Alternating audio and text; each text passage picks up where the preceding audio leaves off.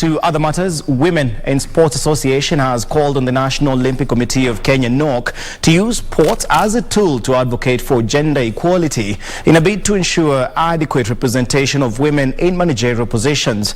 This comes a few days after Sports Cabinet Secretary Ambassador Amina Mohamed constituted a 9-member ministerial committee on gender welfare in sports.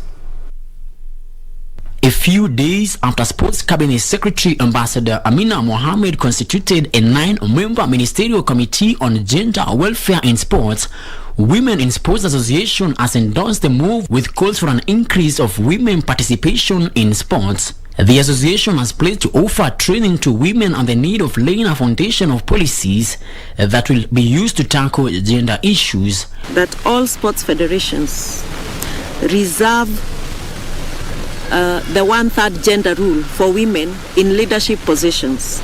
I would ask this committee that has been appointed to make it one of their recommendations to the Cabinet Secretary of Sports that 1/3 gender rule is not being observed, and can it be made mandatory. We also need to have acknowledgement of women in sports leadership, okay? And with the stand that the CS has taken, we believe going forward this will be achieved. Some spaces should be left, especially where they do not want to be kept competitive, and then with time they will take up those elective positions, but women must be present and they're ready.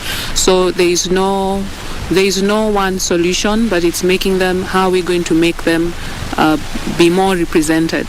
A few weeks ago, there were growing concerns over the treatment of women in sports, with the basketball fraternity alleging of mistreatment as well as sexual harassment. A lot of activation, a lot of women coming together like we did today, talking about it more openly.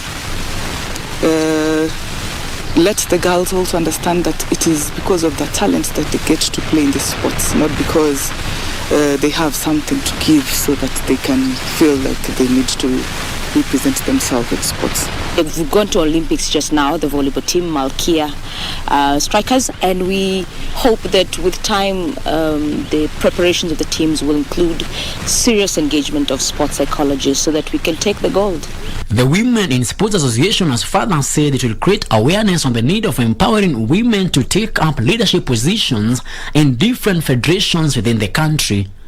Frederick Mwoki for Prime Edition.